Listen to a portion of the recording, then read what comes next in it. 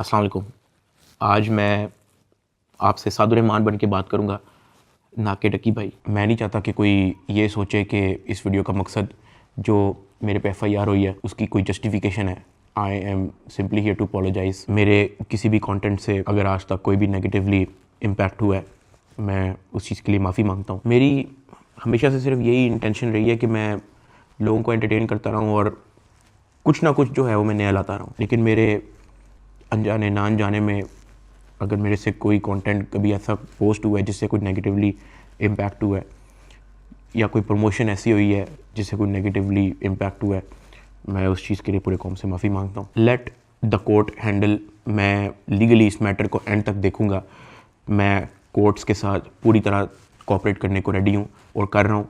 मैं इदारे के साथ पूरी तरह कोऑपरेट करूँगा और जो भी जज साहब मेरे केस का फ़ैसला लेंगे मैं वो कबूल करूँगा। मेरा और मेरी फैमिली का जो 3.5 माह का एक्सपीरियंस है, मैं सिर्फ वो बताने आया हूँ। 16 अगस्त 2025 को जब मैं सो के उठता हूँ तो मैं बड़ा एक्साइटेड होता हूँ, क्योंकि हमने अपने दोस्त वगैरह मेहमान बुलाए होते हैं, हमने अपने घर में दावत रखी होती है। मेरे सब दोस्त आते हैं, बड़ा इंजॉय करते हैं, हम खाना शाना खाते हैं, गपशप लगाते हैं, मेहमान चले जाते हैं। उसके बाद मैं और रूब पैकिंग में लग जाते हैं, क्योंकि हमें मलेशियन गवर्नमेंट का एक इवेंट है, उधर से इनवाइट आया होता है कि डकी भाई आप आएँ, हमारे लिए कुछ वीडियोस वगैरह बनाएं। पूरे पाकिस्तान से उन्होंने एक मेल और एक फ़ीमेल को चुना है, जिसके अंदर मेल में उन्होंने मुझे चुना है। बाकी कंट्रीज़ से भी उन्होंने एक मेल एक फ़ीमेल इनवाइट किए हुए थे और मैं बड़ा एक्साइटेड था कि पूरे पाकिस्तान के अंदर से उन्होंने एक बंदा चूज़ करना है और उन्होंने मुझे चुना। मैं बड़ा ऑनर फील कर रहा। हमने बड़ी जल्दबाजी में पैकिंग की, क्योंकि मेहमान आए होते हैं, हमें टाइम नहीं मिलता और मुझे नहीं पता था कि जब हम पैकिंग करके अपने घर से निकलेंगे तो मेरी ज़िंदगी का सबसे मुश्किल वक्त शुरू हो जाएगा। मेरे वहमो गुमान में भी नहीं था कि मेरे साथ क्या होने जा रहा है। हम जब पैकिंग करके सामान गाड़ी में रखते हैं, गाड़ी हमारी एयरपोर्ट की तरफ चल पड़ती है। एयरपोर्ट पहुंचते हैं, हम सामान अपना अनलोड करते हैं। रात के 9 बजे के करीब हमारी फ़्लाइट होती है। हम काउंटर पे जाते हैं और हमें अपना बोर्डिंग पास मिल जाता है। उसके बाद जहाँ पे इमिग्रेशन होनी होती है, जहाँ पे आपके पासपोर्ट पे एग्जिट स्टैंप लगती है, हम जब वहाँ पे पहुँचते हैं तो वो मेरे से पूछते हैं कि आप पे कोई FIR तो नहीं है। मैंने कहा नहीं। कहता आपका साइबर क्राइम में कोई इशू है क्या? मैंने कहा नहीं। कहते आप हमारे साथ आ जाएं। मैं और रूब एक दूसरे की तरफ देखते हैं कि ये क्या हो गया। हम किसी को ऑन टाइम ज़्यादा इन्फॉर्म ही नहीं कर पाते हैं। मैंने ज़िया को सिर्फ मैसेज कर दिया है कि ये इस तरह से इशू हो गया है, तो शायद हम फ्लाई ना कर पाएँ, तो आप प्लीज़ गाड़ी जो है वो एयरपोर्ट ले आओ और हमें यहाँ से पिक कर लो। हमें लगा कि शायद हमें बस सिर्फ फ्लाई नहीं करने देंगे और हम घर जा सकेंगे। 5-10 मिनट के बाद इमिग्रेशन वाले हमसे हमारे मोबाइल ले लेते हैं, कहते हैं कि इसको एयरप्लेन मोड पर लगा दें और अरूब की तरफ वो इशारा करते हैं कि अगर आप जाना चाह रही हैं मलेशिया तो आप जा सकती हैं। अरूब ने कहा नहीं, अगर साथ मेरे साथ जा रहा है तो मैं चले जाती हूँ, वरना मैं इधर ही ठीक हूँ। शायद ये मेरी गलती ही, मुझे उसको जाने देना चाहिए था, क्योंकि उसके बाद जिस चीज़ से मेरी फैमिली ने गो थ्रू किया है, मैंने यही रिग्रेट किया कि मुझे रूब को मलेशिया भेज देना चाहिए था। इमिग्रेशन वाले हमें एक रूम में बैठा देते हैं। मैं और रूब बस आपस में गपशप लगा रहे होते हैं कि कोई नहीं कल चले जाएंगे, कोई नहीं दोबारा टिकट करा के परसों चले जाएंगे, इवेंट भी 2 दिन के बाद है, कल चले जाएंगे। हम आपस में यही डिस्कस कर रहे थे। बिल्कुल मेरे अंदर इतना सा भी वहम गुमान नहीं था कि असल में इशू क्या। 1 घंटे के बाद इमिग्रेशन वाले आते हैं, वो कहते हैं कि आ जाए हमारे साथ। एयरपोर्ट के बाहर NCCI की टीम आई होती है, मुझे वो हथकड़ी लगाते हैं, मुझे गाड़ी में बैठा देते हैं। अरूब कहती है कि मैंने भी साथ आना है। मैंने इसको कहा नहीं, तुम घर चली जाओ, मुझे नहीं पता क्या सीन है, मैं हैंडल कर लूँ। वो गाड़ी भी चल पड़ी थी, गाड़ी सीधा चलेगी NCCI ऑफिस गुलबर्ग। इस वक्त यूट्यूबर डकी भाई की गिरफ्तारी का हर तरफ चर्चा है। डकी भाई को लाहौर एयरपोर्ट पर उस वक्त गिरफ्तार किया गया जब अब इन्होंने मुल्क जा रहा था। NCCI लाहौर ने मारूफ यूट्यूबर सादुर्रहमान उर्फ डकी भाई के खिलाफ मुख्तलिफ इल्जामात के तहत मुकदमा दर्ज कर लिया। साइबर क्राइम एजेंसी ने यूट्यूबर साद उर्फ डकी भाई के खिलाफ मुकदमा दर्ज कर लिया है। मशहूर यूट्यूबर डकी भाई कल रात से गिरफ्तार है। पाकिस्तान के सबसे मशहूर यूट्यूबर डकी भाई एक बार फिर बड़ी मुश्किल में फंस गए हैं। मुल्जिम को गुज़श्ता रात लाहौर एयरपोर्ट से गिरफ्तार किया गया था। यूट्यूबर डकी भाई बड़ी मुश्किल में, हुक्म जारी, मदाहों के लिए बुरी खबर। डकी भाई डकी भाई डकी भाई डकी भाई डकी भाई डकी भाई डकी भाई।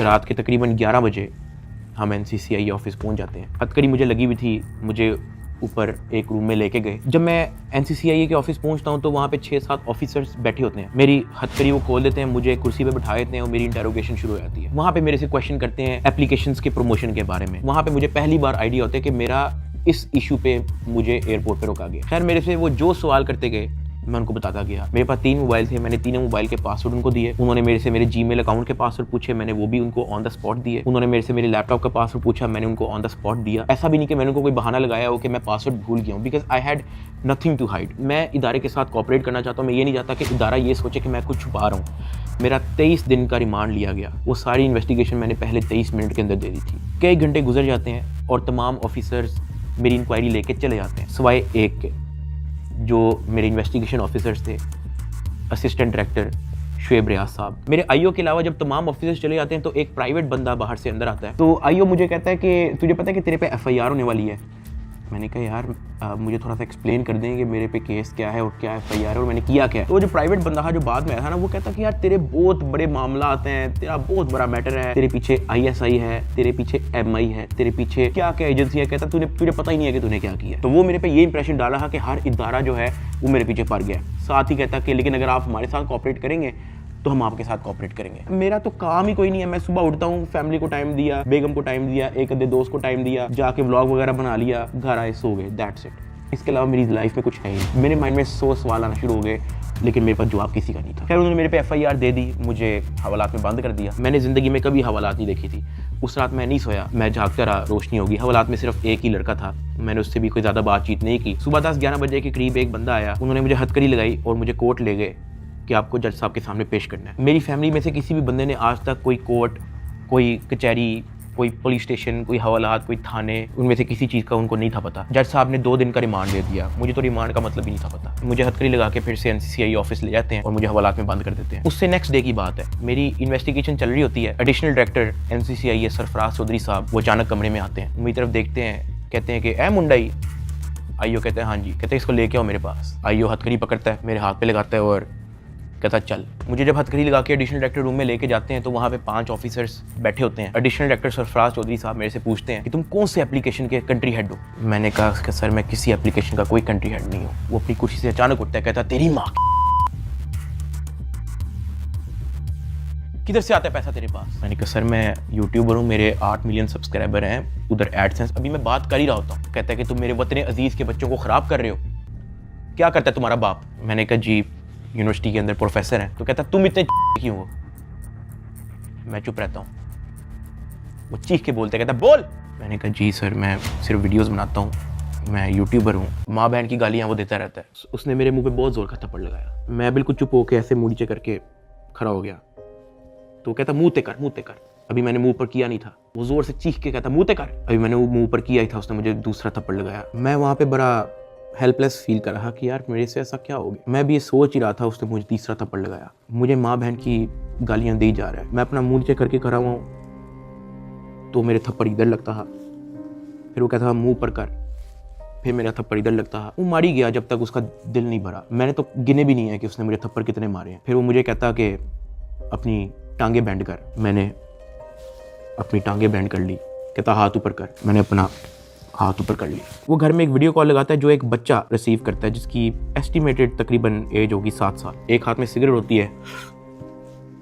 वो उस बच्चे से पूछता है कि डकी भाई को जानते हो। वो बच्चा कहता है जी।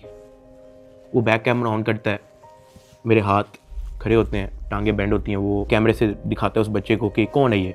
कहता है डकी भाई। तो कहता कि तुम इसके प्रोग्राम देखते हो।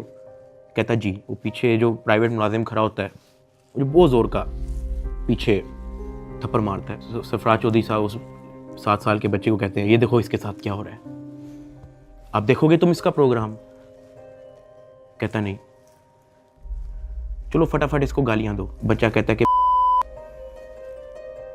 सरफराज चौधरी साहब कहते हैं और का बच्चा। सरफराज चौधरी साहब कहते हैं और का बच्चा। थप्पड़ वो मारी जा रहा होता है पीछे। वो वीडियो कॉल पे उस बच्चे को दिखा रहा होता है कि ये तुम इसके प्रोग्राम देखते हो और ये मैं क्या बताऊँ यार। खैर मैं तब बड़ा हेल्पलेस होता हूँ। मैं समझ नहीं आती कि मैं क्या करूँ और किस तरह इससे निकलूँ। मैंने क्या किया ऐसा। खैर वो सरफराज चौधरी कहता है कि इसको ले जाओ, इसकी तरीके से तफ्तीश करो। जबकि मैं डे 1 को आया हूँ, मैं सब कुछ मोबाइल का पासवर्ड मैंने लैपटॉप के पासवर्ड, मैंने जीमेल के पासवर्ड, मैंने एक चीज़ नहीं छोड़ी।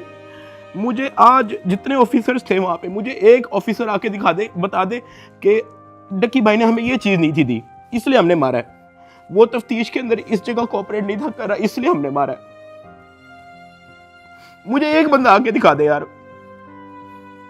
मेरा 23 दिन का रिमांड लिया मैंने, पहले 23 मिनट के अंदर उनको सब कुछ दिया। मुझे ऊपर ले गए। मेरे से एक बंदा मिलने आया हुआ था, जावा फूड्स, मेरा एक जाने वाला है जिसने हमारे घर में, जब हमारे घर में दावत थी तो उसकी केटरिंग की थी। अब क्योंकि मुझे फ्रेश मार के ऊपर लेके गए थे, मेरी आंखों में आंसू थे, तो वो जब मिलने आया हुआ था, वो अचानक अपनी सीट से खड़ा हुआ और उसने मेरी तरफ देखा कि क्या हुआ है। मैंने कहा कि यार मैं इनके साथ पूरी तरह कोऑपरेट कर रहा हूँ, वो फिर भी मुझे मारी जा रहे हैं, मुझे माँ बहन की गालियाँ दे रहे हैं। तो अगर आपकी यहाँ पे किसी ऑफिसर से बातचीत है, आप उनसे काइंडली रिक्वेस्ट करें कि यार मुझे मारे कम, या मुझे तब मारे जब मैं आपको कुछ छुपा रहा हूँ या आपको कुछ गलत बता रहा हूँ, तब मार लें, लेकिन मुझे मारे कम। वो बड़ा परेशान हुआ, वो बाहर चला गया, कुछ खाने को मेरे लिए लेके आया था, पिज़्ज़ाज़ या कोई बर्गर लेके आया था। बाहर जाके मुझे नहीं पता कि उनके जानने वाले थे जुनैद सलीम जो एंकर हैं, उन्होंने कहीं उनको बात बता दी। जुनैद सलीम साहब ने जो है वो अपने पॉडकास्ट के अंदर इसका जिक्र कर दिया कि मेरा एक जानने वाला वहाँ पे गया तो डक्की भाई इस हालत में था। तो जुनैद सलीम साहब ने जो है वो इस चीज़ का पॉडकास्ट दे दिया। ज़ेरे हिरासत जब डक्की भाई थे तो कुछ लोग उनसे मिलने गए, तो उन्होंने कहा कि आप पिज़्ज़ा खाएंगे, तो डक्की भाई जवाब में उनके पाँव पड़ गया जो उनसे मिलने आए थे, और बिलक बिलक के रोने लगा और कहने लगा पिज़्ज़ा को छोड़े, उनसे कहे मुझे मारें कम। ये नहीं कहा कि मुझे ना मारें, मगर मुझे मारें कम, बहुत मार रहे हैं। जो फिर मेरे लिए अंदर प्रॉब्लम हुई, मुझे फिर इस बात पे डांट पड़ी कि मैं आगे बात आउट कर रहा हूँ। खैर मैंने फिर डिसाइड किया कि मैंने अब बोलना ही नहीं, मुझे जितना मर्जी मारे, मैंने किसी को नहीं बताना। मुझे हवालात में वापस बंद कर दिया इन्होंने। थप्पड़ किसने मारा था? थप्पड़ वो एहलकारों ने मारा था। थप्पड़ वाली एडिशनल डायरेक्टर ने भी मारा था, मैं आपको बताता हूँ जी। डक्की भी आगे बताएगा कि मुझे चपेड़े किसने मारी थी, और वो बेचारा एक बात कहता था कि यार मुझे मारो ना, मैं कॉपरेट तो कर रहा हूँ, मुझे मारो ना। जब इसको पेश करने लगे थे डक्की को, तो भाई वो आपको बताया था कि मैं इसको थप्पड़ मार के लाया हूँ। हाँ, तो वो थप्पड़ मार के लाए, वो मारते थे इसको। अब मैं आपको बताता चलूं कि इस पूरी इन्वेस्टिगेशन के दौरान ये जो असिस्टेंट डायरेक्टर शुएब रियाज, जो मेरा इन्वेस्टिगेशन ऑफिसर था, उनका जो फ्रंट मैन था, उसको सिर्फ इस काम के लिए रखा हुआ था कि वो मेरे से पैसों की डिमांड करे। उसने तब मेरे से पूछा कि यार तू बेवकूफ़ है। मैंने कहा क्या हुआ है? कहता यार तेरे पीछे आने वाला कोई नहीं। मैंने कहा यार मेरी फैमिली कभी इन चक्करों में पड़ी नहीं है। तो कहता नहीं तू बेवकूफ़ है, तुझे समझ नहीं आ रही कि मैं क्या कह रहा हूँ, तुझे अपना मसला नहीं हल करना। मैंने कहा नहीं, मुझे नहीं समझ आ रही आप क्या कह रहे हैं। कहता कि तेरा कोई दोस्त पीछे आने वाला, कोई तेरा भाई, कोई तेरा आउट ऑफ कंट्री कोई दोस्त रहता हो, कोई तेरे पीछे आने वाला नहीं। मैंने कहा कि मेरी तो बातचीत ही नहीं है किसी से, तो मैं किसको क्या कहूँ। तो कहता कि ये जो तेरा आईओ है ना, सारी गेम इसके हाथ में, इसने जो लिखना है तेरे साथ वही होना है, तो तू अगर इसके साथ ताउन करेगा तो तेरा मसला हल हो जाएगा। मैंने कहा मैं समझा नहीं आपकी बात। कहता कि भाई लगता है तुझे सारा पैसा कब्र में लेके जाना है, पैसे आप फिर कमा लोगे, आप अपना मसला हल करो। मैंने कहा मैं इन चक्करों में कभी भी नहीं पड़ा, मुझे नहीं पता कि क्या पैसे कितने लगते हैं, क्या होता है, मुझे नहीं पता, आप मुझे बताओ आप कहना क्या चाह रहे हो। कहता कि तेरा जो मसला है ना वो 7-8 के अंदर हल हो जाएगा। पहले मुझे लगा कि कोई 7-8 लाख की बात कर रहा है, कि कोई 7-8 लाख के अंदर मेरा मसला हल हो जाएगा। मैंने कहा 7-8 लाख? कहता नहीं तू लाखों में ही रही। मैंने कहा 7-8 करोड़? कहता तो और। मैंने कहा इतने तो मेरे पास है ही नहीं, मेरे रिसेंटली कुछ बहुत ज़्यादा खर्चे हुए हैं, मैंने आगे भी बहुत सारी मेरी स्पेंडिंग है, मेरे 100 और काम है, मेरे पास नहीं है। कहता बस फिर तो इधर ही पड़ा रहा है। मुझे वहाँ से आइडिया हो गया कि इस बंदे का काम सिर्फ और सिर्फ मेरे से पैसे मांगना है। जब मैं NCCI की कस्टडी में था, आप लोगों ने शायद 3,26,000 USDT की बात एडिशनल डायरेक्टर के पॉडकास्ट में सुनी होगी। 3,20,25,000 USDT वो इसके डिजिटल वॉलेट में से हमने अनर्थ करके कोर्ट ऑफ लॉ में सबमिट कर दिए।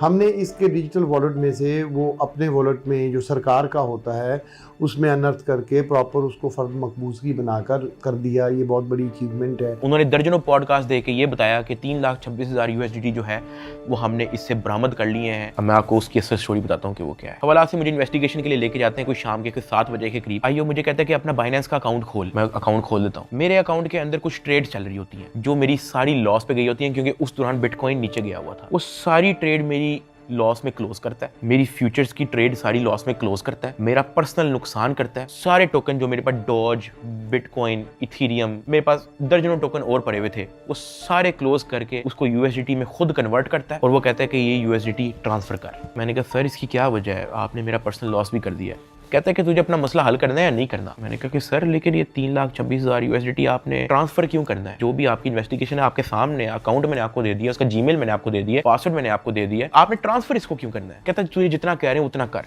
मेरी 15 मिनट उनके साथ बहस चलती रही कि सर ये पैसे ज्यादा हैं, मुझे आप थोड़ी सी इसकी एक्सप्लेनेशन दे दें ताकि मैं मेंटली रिलैक्स रहूं, मुझे थोड़ा सा बता दें कि ये ट्रांसफर आपके पास क्यों करना है। वो मुझे आगे से ये कहता था कि यार लगता है तुझे अपना मसला हल करने का शौक नहीं है। बीच में उसने मुझे बहाने लगाने शुरू कर दिए, यार क्योंकि तू हमारी कस्टडी में है कि तेरा अकाउंट कहीं हैक ना हो जाए, जब तू यहाँ से फारिग होगा तू मुझे बता दी, मैं तुझे सेंड कर दूंगा। आईओ ने मुझे इस तरह की कहानी सुनाई शुरू कर दी। उसने मुझे एक अपना वॉलेट एड्रेस दिया, उसने कहा कि ये सारे पैसे इस पे ट्रांसफर कर। इसने मेरे से जबरदस्ती मेरा फेस आईडी, मेरा ऑथेंटिकेटर सारा लगा के इसने मेरे से जबरदस्ती 3,26,000 यूएसडीटी, जिसकी पीकेआर के अंदर वैल्यू बनती है 9 करोड़ पाकिस्तानी रुपया। अब जिस अकाउंट में उसने ट्रांसफर किया, क्या वो एफआईए का अकाउंट था?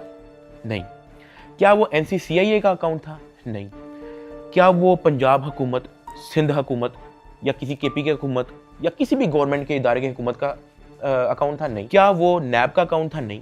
क्या वो स्टेट बैंक का अकाउंट था? नहीं। क्या वो कोई ऐसा अकाउंट था जो कोर्ट की तरफ से जिसकी अप्रूवल मिली हो?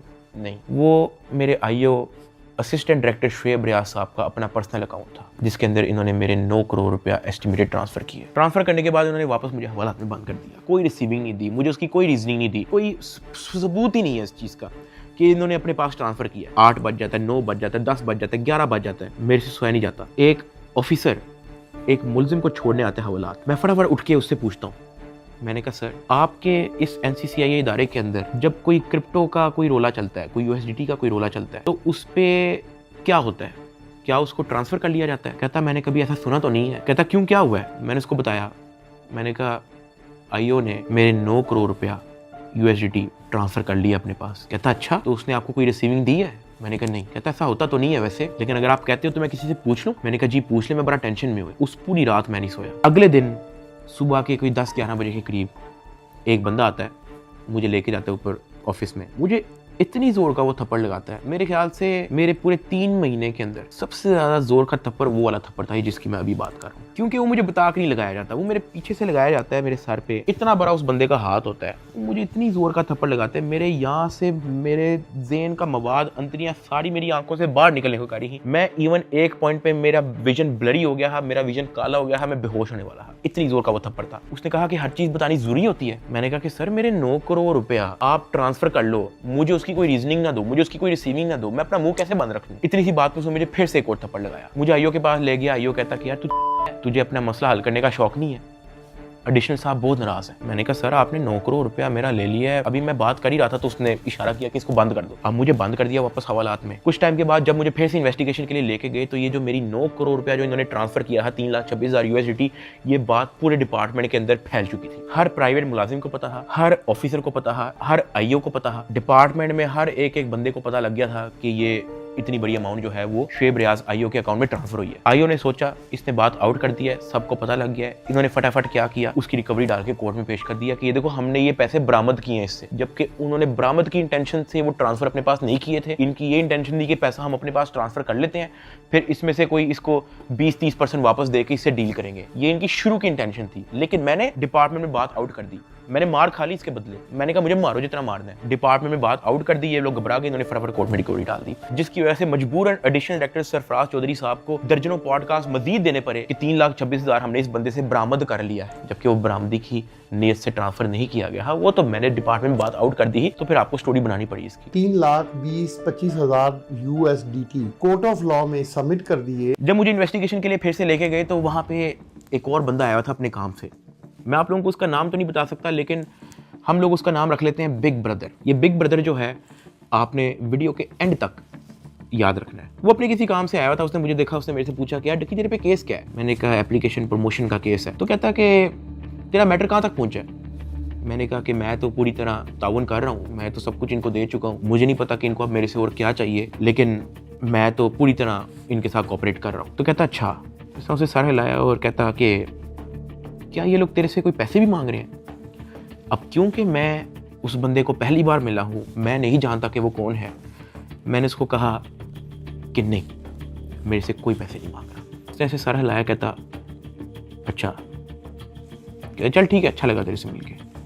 वो अपने कामों में लग गया। खैर मेरी इन्वेस्टिगेशन के बाद उन्होंने फिर से मुझे जेल में हवालात में बंद कर दिया। इन्होंने अपनी पूरी कोशिश की कि हम इससे पैसे लें, हम इससे पैसे का पूछें। जब इनको आइडिया हुआ कि मैं इनको किसी भी तरह से एंटरटेन नहीं कर रहा, इन्होंने बहाने से मेरी फैमिली को बुला लिया। अरूब और मेरी अम्मा, उनको ये कह के बुलाया गया कि मेरी उनके साथ मुलाकात है। मुझे जब हवालात से ऊपर लेके गए तो अरूब बैठी हुई थी और उसकी इंटेरोगेशन हो रही थी। उसका मोबाइल जो है वो इन्वेस्टिगेशन ऑफिसर के हाथ में था। तो मैंने इन्वेस्टिगेशन ऑफिसर शुएब रियाज साहब से पूछा कि ये आपने इनका मोबाइल क्यों लिया है? तो कहता कि इन पे भी FIR होगी। तो अरूब घबरा गई। उसने कहा मेरे पे FIR क्यों होगी? उसने कहा कि आपने तो हमें साथ से मिलने के लिए बुलाया है, मुझे और मामा को, के साथ से मुलाकात हो जाएगी। तो कहता कि नहीं, FIR हो ना हो, ये जो आपके शोहर की FIR है इसी में बड़ी जगह है, हम आपको इसी में नामजद करेंगे। अरूब घबरा गई। मैंने अरूब की तरफ देखा, मैंने अरूब की तरफ इशारा किया कि मैंने कहा बस बिल्कुल चुप होके बैठ जाओ, बस ये वक्त गुजारो, बस इस वक्त हम कुछ नहीं कर सकते। खैर वो अरूब से कुछ क्वेश्चन उन्होंने पूछने शुरू कर दिए। मैंने यही कोशिश की कि मैं जल्दी से जल्दी अरूब को वापस भेज दूं घर। उसका मोबाइल वापस मिले ना मिले डजंट मैटर, वो घर जाए। आईओ ने अरूब का मोबाइल रख लिया। मैंने अरूब को कहा कि अब तुम घर जाओ, तुमने वापस नहीं आना। जब अरूब घर गई है तो उसने जब वकीलों से डिस्कस किया तो वकीलों ने कहा कोई बात नहीं, हम प्री अरेस्ट बेल करवा लेंगे। तो अरूब ने कहा ओके। अगले दिन उन्होंने जाके प्री अरेस्ट बेल करवा ली। जब उन्होंने प्री अरेस्ट बेल करवाई तो प्री अरेस्ट बेल की खबर पहुंच गई इदारे में, NCCI ऑफिस में, आईओ के पास और सरफराज चौधरी एडिशनल डायरेक्टर के पास। इन्होंने फिर से मुझे कहा कि अपनी फैमिली को मीटिंग के लिए बुलाएं। मैंने घर वालों को कॉल की क्योंकि उसकी प्री अरेस्ट बेल हो चुकी थी। मैंने कहा चलो अब इसको खतरा नहीं है और इसका मोबाइल भी उनके पास है, तो I think it's not a big deal, मैं बुला लेता हूँ। ऑफिसर्स ने जो है मेरे घर कॉल करवाई। मैंने कहा कि अम्मा वो बड़े अफसरान, एडिशनल डायरेक्टर और इन्वेस्टिगेशन ऑफिसर्स बुला रहे हैं, तो बाकी घबराएं ना, कोई इस तरह कोई नेगेटिव मीटिंग या इस तरह का कुछ नहीं है, तो आ जाएं। मेरी माँ और अरूब प्री अरेस्ट बेल करवाने के बाद एडिशनल डायरेक्टर रूम में आ गए। सरफराज चौधरी साहब कहते जतोई साहिबा, आप अपने आप को क्या समझती हैं, आपने प्री अरेस्ट बेल करवा ली है? तो अरूब ने कहा जी। तो कहता अच्छा करवाएं, जो आपने करना करें, 5 रुपए का एक नया सफ़ा आता है, हम एक नई FIR लिखेंगे और आपको पकड़ लेंगे। अरूब मेरी तरफ देख रही है कि ये क्या है, ये किस तरह की मीटिंग है। मेरी माँ परेशान, लाल उनके चेहरे हो गए थे सबके। एडिशनल डायरेक्टर सरफराज चौधरी साहब ने फिर अपना मोबाइल खोला, वहाँ WhatsApp खोला, उन्होंने ऊपर लिखा जज, और ऐसे मेरी माँ को और मेरी वाइफ को लिस्ट दिखाई ऐसे स्क्रॉल करके कि ये देखो मेरा इस जज से भी ताल्लुक है, मेरा इन जज से भी ताल्लुक है, मेरा इस जज से भी ताल्लुक है, क्या कर लेंगे आप? जब वो इस तरह जजेस की लिस्ट दिखा रहा था तो उसने बड़े ऊंचे अल्फाज में बोला कि यहाँ पे जज भी मैं हूँ, यहाँ पे वकील भी मैं हूँ, यहाँ पे सब कुछ मैं हूँ, जितनी आपने प्री अरेस्ट बेल करवानी है करवाएं, नया पर्चे में हम पकड़ लेंगे। हमारे पास कुछ कहने को नहीं था। मैंने वहाँ पे सिर्फ सर को कहा कि जी सर आप सही, बिल्कुल सही कह रहे हैं। मैंने अपने घर वालों की तरफ देखा, मैंने उनको इशारा किया कि प्लीज़ वक्त गुजारें बस।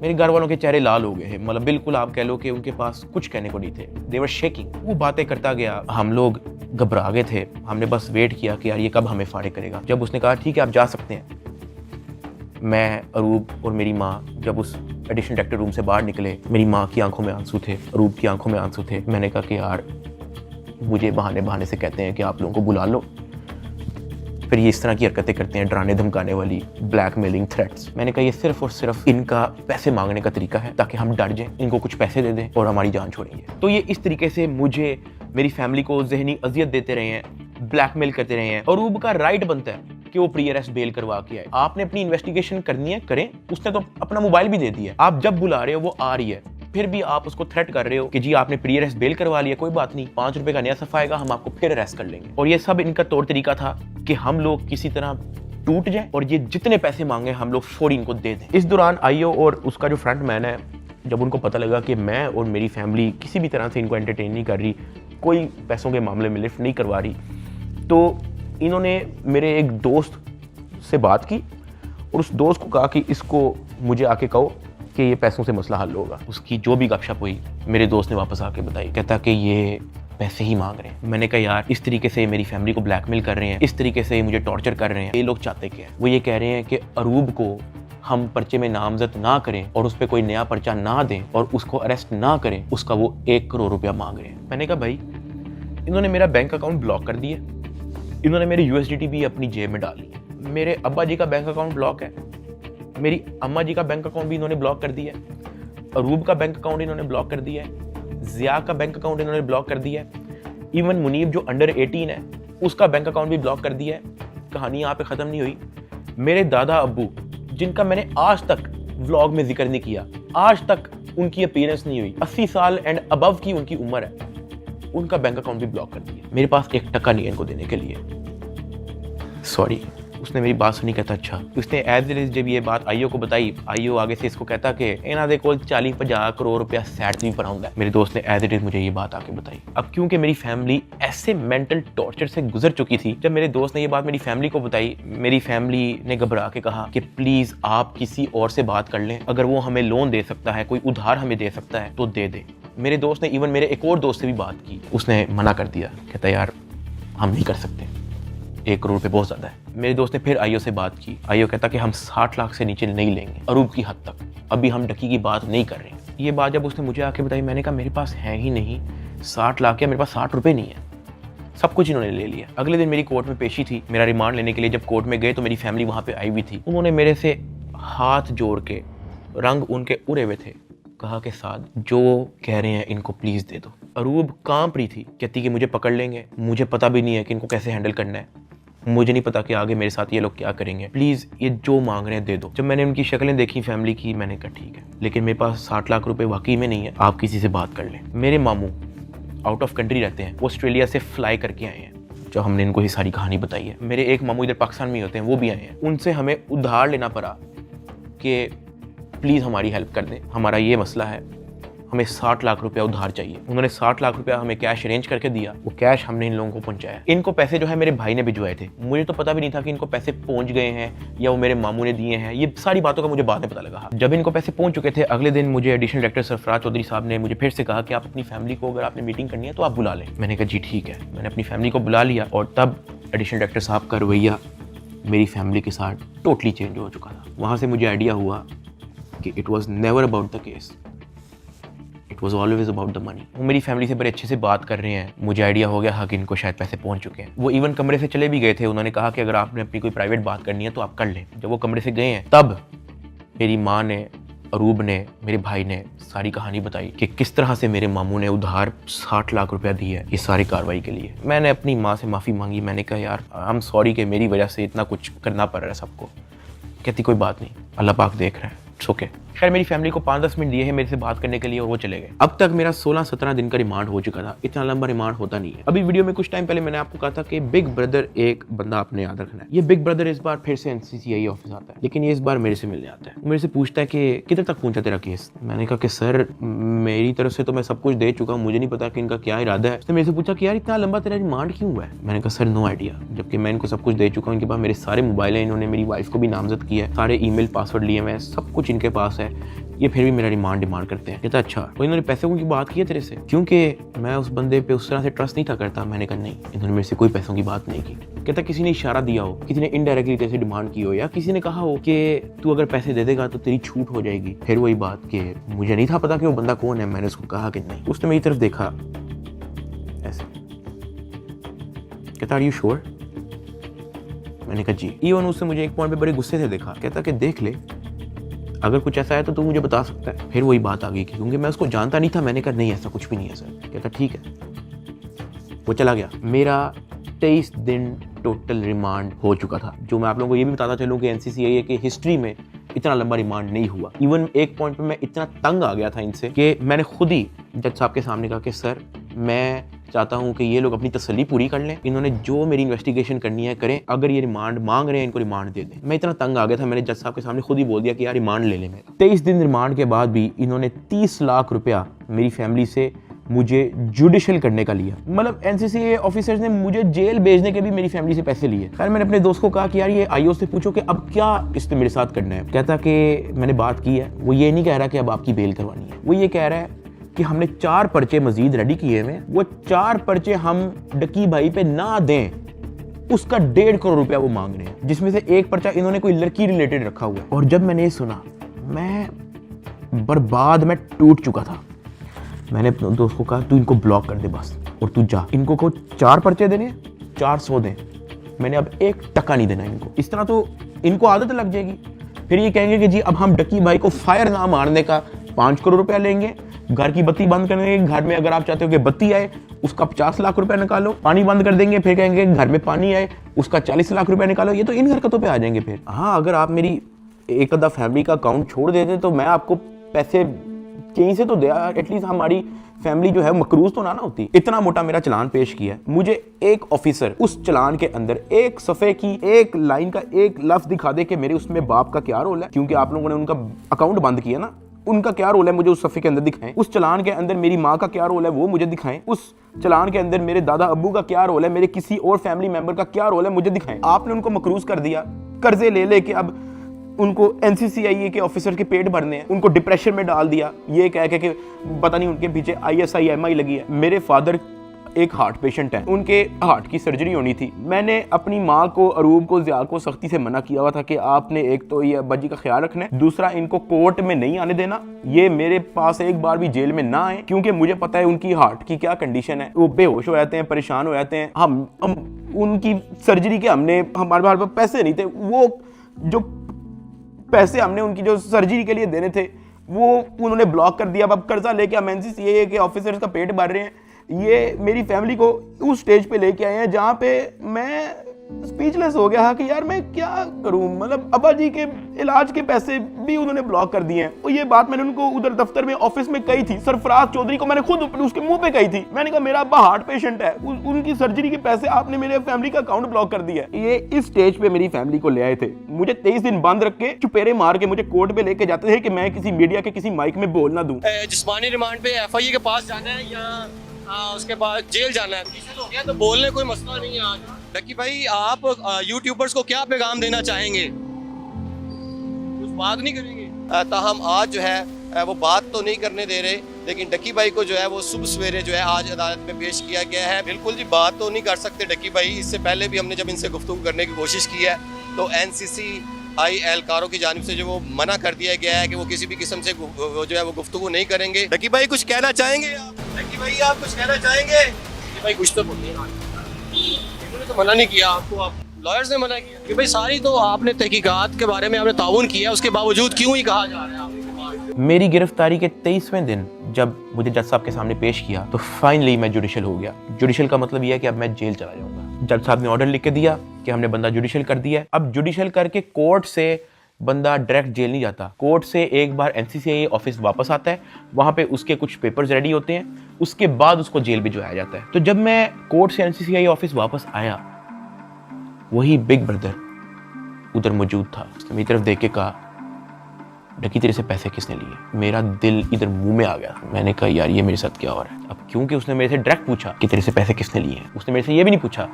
क्या तेरे से कोई पैसे ले रहा है, उसने मेरे से कहा कि तेरे से पैसे किसने लिए। मैंने कहा कि जी ये शुएब रियाज और उसकी टीम ने, इन्होंने जो है वो पैसे ऊपर हायर अफसरान को भी पहुंचाने हैं। कहता अच्छा कोई डिटेल है तेरे पास? मैंने कहा कि सर मैं तो इनके साथ हवालात में था जेल में, सेल में, तो मेरी सिर्फ फैमिली को पता है कि एग्जैक्टली क्या हुआ। फैमिली 5-10 मिनट के लिए मेरे से मिली थी, लेकिन उन्होंने मुझे बहुत छोटा छोटा मोटा मोटा बताया, ज़्यादा डिटेल का मुझे नहीं पता। तो फिर उसने पूछा कि कितने पैसे लिए हैं? मैंने कहा जी 60 लाख रुपए लिए। वो भी मेरी वाइफ को नामजद करने का कह रहे थे कि जी वो मेरी बीवी को अरेस्ट कर लेंगे, अगर आप चाहते हैं कि हम आपकी वाइफ को अरेस्ट ना करें तो ये 60 लाख रुपया पहुँचाएँ। तो वो हमें 60 लाख रुपया उसका हमने दिया। उसने कहा ठीक है तू जेल जा, लेकिन उससे पहले कहीं से कॉल करवा और अपनी फैमिली को कह कि तेरा एक दोस्त मिलने आ रहा है, उससे मिलने। मैंने कहा ठीक है।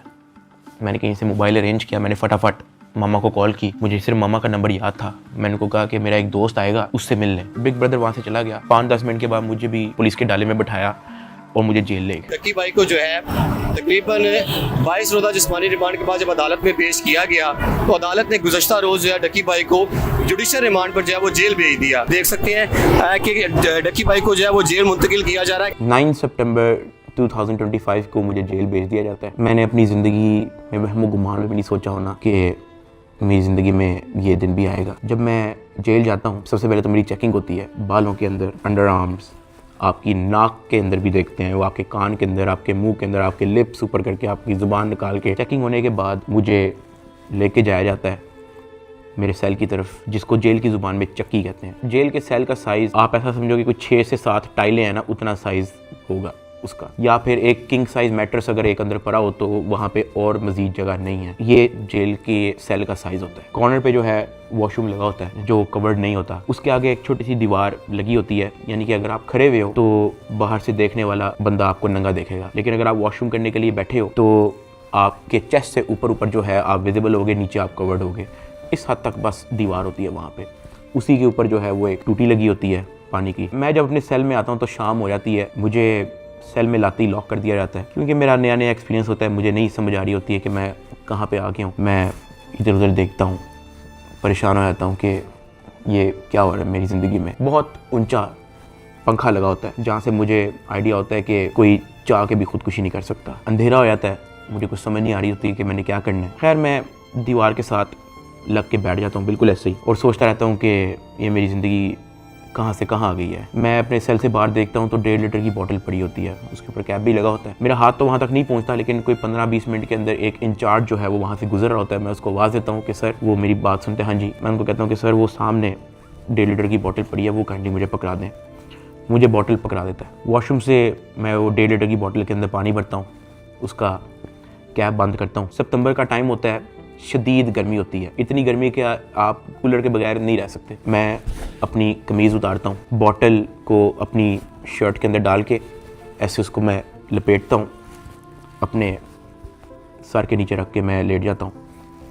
2 दिन मेरे ऐसे ही गुजरे। जेल के एक्सपीरियंस में मैं ज़्यादा डिटेल में बात नहीं करूँगा इस वीडियो में, मैं वो फिर कभी आप लोगों को एक्सपीरियंस बताऊँगा। 3 दिन मैं उस सेल में रहा, मुझे किसी ने नहीं बुलाया, किसी ने कोई आवाज़ नहीं दी। तीसरे दिन एक ऑफिसर आता है और उसके हाथ में एक चिट होती है। वो चिट की तरफ देखता है, वो कहता है साधु रहमान की रही। मैं अपना हाथ करा करता हूँ कि जी सर। मैं कहता आजा तेरी मुलाकात आई है। वो फीलिंग ही बड़ी अजीब सी थी कि आपको किसी ने पूछा है, आपसे बात की है किसी ने, और इससे पहले मुझे पता ही नहीं था कि मुलाकात क्या होती है। खैर उसने मुझे मेरे सेल से निकाला, मुझे एक जगह पे ले गया, और 3 दिन बाद मैंने किसी अपने को देखा। मेरी माँ, अरूब और ज़िया वहाँ पे खड़े हुए थे, लेकिन मैं उनको मिल नहीं सकता था, उनको गले नहीं लग सकता था, मैं उनको सलाम नहीं कर सकता था, क्योंकि हमारे दरमियान में शीशा लगा हुआ था। उनकी तरफ एक लैंडलाइन पड़ा हुआ था, एक लैंडलाइन मेरी तरफ पड़ा हुआ था, और उस लैंडलाइन में ही आप बात कर सकते हो। मैंने ज़िंदगी में इतना बेबस फील नहीं किया। एक लैंडलाइन उनकी तरफ पड़ा होता है,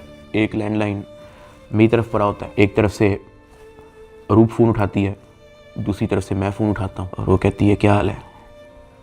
मैंने कहा मैं ठीक हूँ। उसके आगे वो कुछ नहीं बोलती। 2 मिनट मैं भी चुप रहता हूँ, 2 मिनट वो भी चुप रहती है। अचानक कहती है कि साथ ये क्या हो गया ये सब। मैंने कहा रूप मुझे नहीं पता, मुझे नहीं पता, मेरे पास किसी चीज़ का जवाब नहीं है। ऐसे ही हमारी बात हो रही थी, अचानक ज़िया अरूब को कहता कि मैंने बात करनी है साथ से। मैंने कहा हाँ करवाओ। ज़िया अरूब से फ़ोन ले लेता है। वो कहता है कि यार साथ आपका एक दोस्त आया था। मैंने कहा हाँ। कहता है यार वो तो सारी डिटेल हमसे मांग रहा था और उसको सब कुछ पता है, तो आप उस पर ट्रस्ट करते हो। मैंने कहा ज़िया देखो मैं उसको नहीं जानता हूँ पर्सनली, लेकिन फॉर सम रीज़न उसको पता था। मैंने उसको नहीं बताया, उसने मेरे से खुद कहा कि तेरे से पैसे किसने लिए, और उसने मुझे कहा था कि मुझे डिटेल चाहिए। तो ज़िया कहता कि हाँ वो हमारे पास आया था, एक कागज़ पे सारा मेरा वो लिख के गया है कि कहाँ कहाँ पे कैसे कैसे पैसे पहुँचाए, किसने दिए, किस बैंक से निकलवाए, वो सारा नोट डाउन करके गया है। मैंने कहा कि देखो ज़िया इस वक्त ना हमें नहीं पता कि हमने किस पे ट्रस्ट करना है, किस पे नहीं करना। हमने जिसको भी अप्रोच किया है सब ने मदद करने से इनकार कर दिया है। जिन्होंने कोशिश की है वो भी कोई मसला कोई बेहतरी की तरफ नहीं आया। मेरे पास कोई ऑप्शन नहीं है, सुन लेते हैं हम एक बार इस बंदे की बात। ज़िया ने कहा ठीक है। जब ज़िया ने मुझे ये बात बोली तो मुझे आइडिया हो गया कि वही जिनका नाम हमने अभी बिग ब्रदर रखा था वो मेरी फैमिली से मुलाकात कर चुका है। खैर ज़िया से बात होने के बाद ज़िया ने फ़ोन मामा को दे दिया। मामा भी रो पड़ी, गपशप हो रही ही। साथ उन्होंने कहा था कि ये जो आपका दोस्त आया है कहता कि आप मेरी भी माँ है, आपको कुछ नहीं होगा, आपने अब 1 भी रुपया किसी को नहीं देना, बस जो आप लोगों ने दे दिया है उसकी मुझे डिटेल दे बस। खैर भी 15-20 मिनट होते ही हैं वो फ़ोन बंद हो जाता है। ना मुझे मामा की आवाज़ आ रही होती है, ना मेरी आवाज़ उन तक जा रही होती है। तो मुझे रियलाइज़ होता है कि मेरा वक्त ख़त्म हो गया। वहाँ का एक इंचार्ज मुझे मेरे सेल में वापस छोड़ देता है। मैं वापस उसी जगह पे आ जाता हूँ। वक्त के साथ साथ जेल में अपने आप को एडजस्ट किया, मेंटली एक्सेप्ट किया कि भाई तू अभी इधर ही है। 10 दिन गुजर गए। 10 दिन के बाद एक इंचार्ज फिर से आया चिट लेके, कहता साधु रहमान के रही।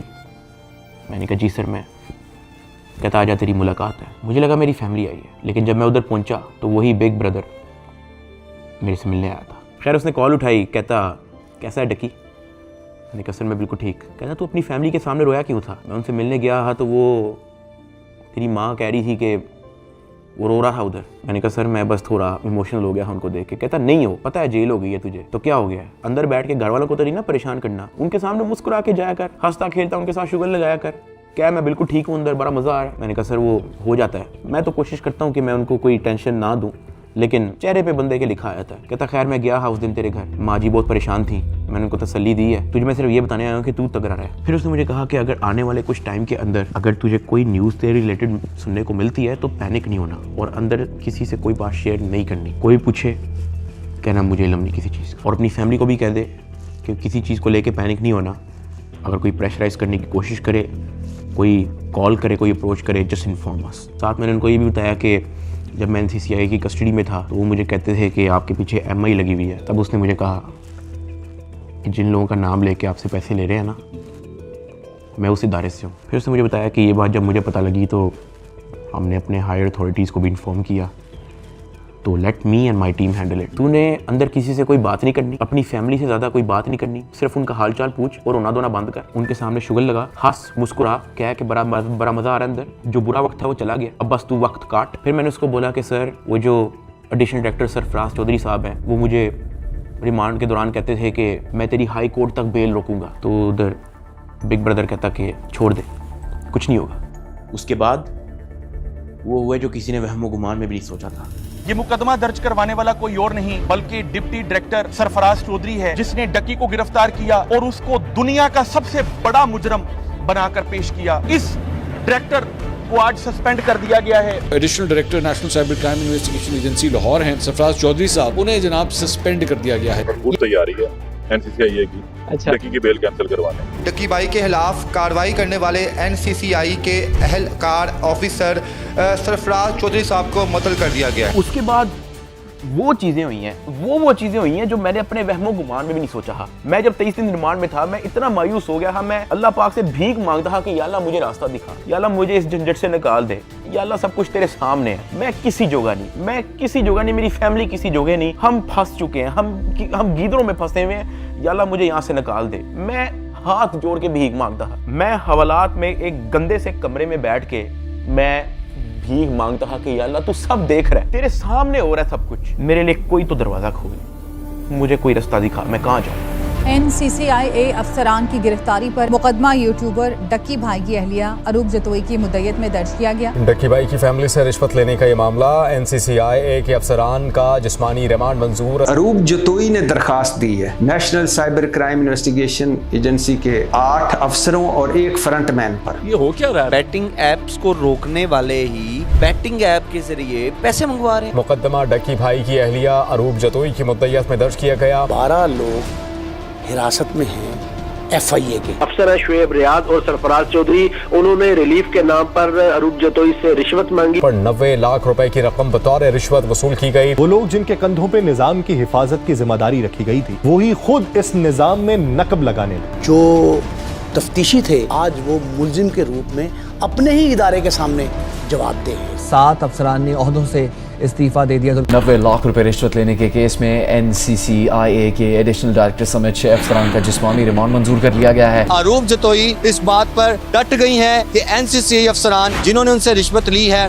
इनको नहीं छोड़ेंगी। जिन ऑफिसर्स ने मेरी फैमिली को मेंटल ट्रॉमा से गुजारा, जिन ऑफिसर ने मेरी फैमिली को मेंटली टॉर्चर किया, जिन ऑफिसर ने मुझे बेवजह मारा, मैं उनसे भीख मांगता गया कि यार मुझे ना मारे, मुझे फिर भी मारते गए। जिन ऑफिसर्स ने बच्चे को वीडियो कॉल करके मुझे उससे माँ बहन की गालियां दिलवाई, अगले दिन उन सब की खबर आ गई कि वो सब गिरफ्तार हो गए। और ये जो 100 दिन की कैद थी, जब मुझे किसी किस्म की कोई उम्मीद नहीं थी नजर आती, मैं कभी कभी अल्लाह पाक से कहता था कि अल्लाह तू मेरी क्यों नहीं सुन रहा।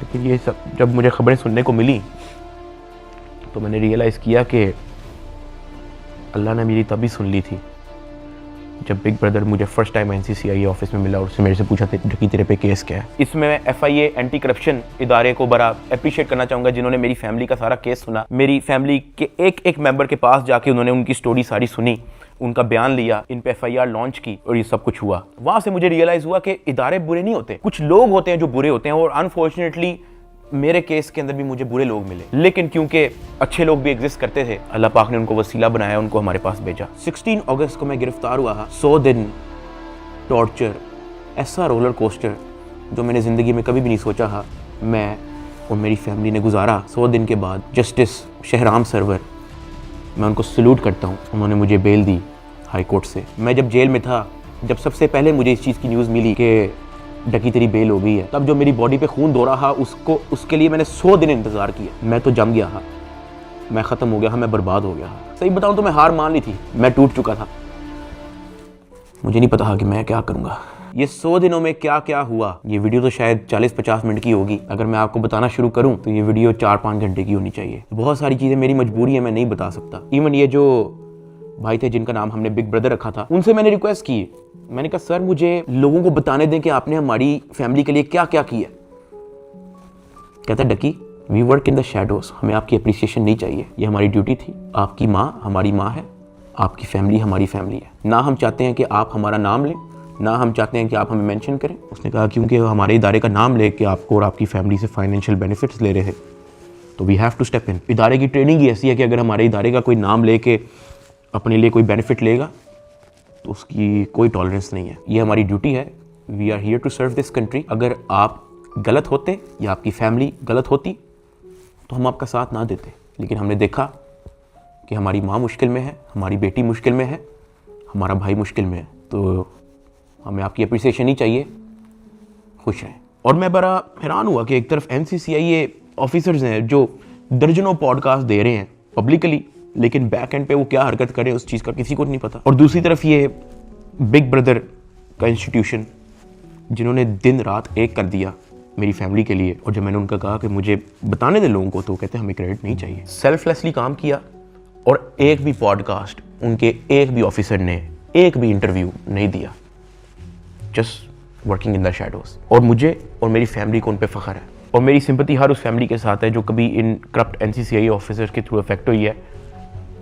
अल्लाह पाक किसी की फैमिली को उस चीज़ से ना गुजारे जिस चीज़ से मेरी फैमिली गुजरी है। एक और चीज़ की बड़ी कन्फ्यूजन थी कि मेरे एक्चुअली वकला कौन है। तो मेरा केस जो है वो बैरिस्टर अमृत शेख देख रही हैं और एडवोकेट उस्मान लतीफ़ जो मेरा केस आगे परसू कर रहे हैं। लेकिन मैंने सबकी वीडियोस देखी हैं, जितने वकला हैं जिन्होंने मेरे लिए स्टैंड लिया, मैंने सबके टिकटॉक वीडियोस देखी हैं। मैं दिल से उन तमाम एडवोकेट्स का शुक्रगुजार हूँ जिन्होंने मेरे लिए स्टैंड लिया। इस पूरे 100 दिन के अंदर जो मेन सवाल लोगों का था ना, वो ये था कि यार डकी भाई आप तो इस मामले से फारिग होने के बाद मुल्क छोड़ के चले जाओगे। लेकिन मैं आप लोगों को एक बात बताऊं, 8 साल हो गए हैं मुझे यूट्यूब पे आए हुए, मैंने सिर्फ अच्छा टाइम देखा है। जहां 8 साल इस मुल्क ने मुझे सब कुछ दिया, इस मुल्क के लोगों ने मुझे प्यार दिया, इस मुल्क के लोगों ने मुझे सपोर्ट दी, तो ये 3 महीने की मुश्किल में मैं मुल्क छोड़ के जाऊंगा तो ये तो मेरी सेल्फिशनेस है कि जहां 8 साल इस मुल्क ने आप पे कोई मुश्किल नहीं आने दी, तो 3 महीने की मुश्किल पे मैं इस मुल्क को छोड़ के कैसे जा सकता हूँ। मैं इधर ही हूँ, मैं कहीं नहीं जा रहा। पाकिस्तान ने ही मुझे सब कुछ दिया है, पाकिस्तान में ही मैं रहूंगा। यहाँ पे मैं वीडियो को एंड कर रहा हूँ। इस पूरे 100 दिन के अंदर मैंने बहुत कुछ सीखा। कोई भी आके पीछे नहीं आता आपकी फैमिली के अलावा। मेरी माँ कोर्ट के धक्के खाती रही है, उनका क्या काम है कोर्ट में, उन्होंने कौन सा वहाँ पे कोई बयान देना है या कोई स्टेटमेंट देनी है, या वो कौन सी वकील है जो उनका कोर्ट में कोई काम है। वो सिर्फ वहाँ पे इसलिए आती ही कि मुझे कुछ 30-40 सेकंड के लिए अपने बेटे की झलक देखने को मिल जाए, मैं बस देख लूँ कि यार मेरा बेटा ठीक है, सिर्फ इसलिए आती रही है। एक दिन भी उन्होंने मिस नहीं किया। आज के दौर में जहाँ वफादारी तो मजाक बन के रह गई है, अरूब मेरे साथ एंड तक खड़ी रही। उसको डराया गया, धमकाया गया, ब्लैकमेल किया गया। इवन एक पॉइंट में मैंने उसको ये भी कहा था कि जब तक ये मैटर हल नहीं होता तुम आउट ऑफ कंट्री चले जाओ। वो तब भी मेरे साथ खड़ी रही। मैं जेल में था और मेरे लिए मर्दों से लड़ती रही है। और सही बताऊं तो कोई भी नहीं करता ऐसा। हल्का सा मर्द पे बुरा टाइम आता है, औरतें छोड़ के चली जाती हैं, लेकिन अरूब मेरे साथ खड़ी रही।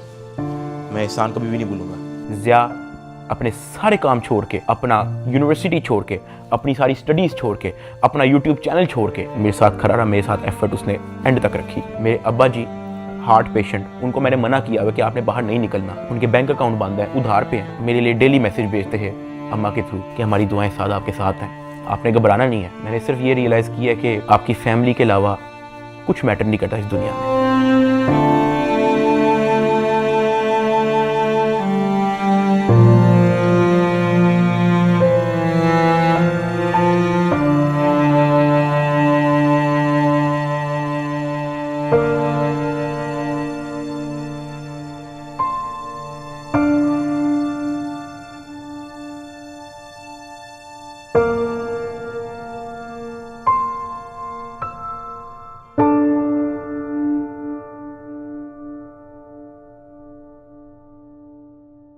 और मुझे पता है कि मैं इस वक्त इस स्टेज पे नहीं हूँ कि मैं किसी का नाम ले सकूँ, लेकिन I want to thank field marshal Asim Munir साहब and director general of military intelligence, जिन्होंने इतनी प्रोफेशनलिज्म दिखाई और मेरी फैमिली को इस करप्ट माफिया से निकलने में मदद की। और ये जो बिग ब्रदर जिनका मैंने जिक्र किया है, मैं तो जेल में था, मेरी फैमिली को कुछ भी नहीं पता था।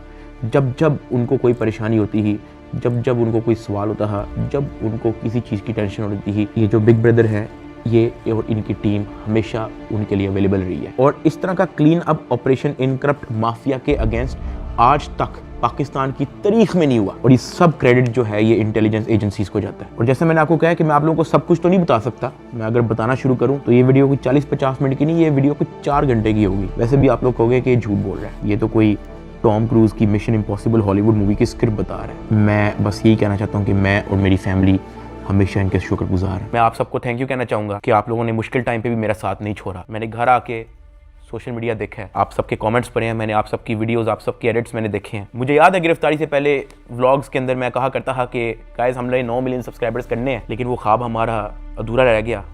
मैं गिरफ्तार हो गया, मेरे पास मेरा चैनल भी नहीं था, मैं जेल में था, मुझे लगा कि सब कुछ ख़त्म हो गया।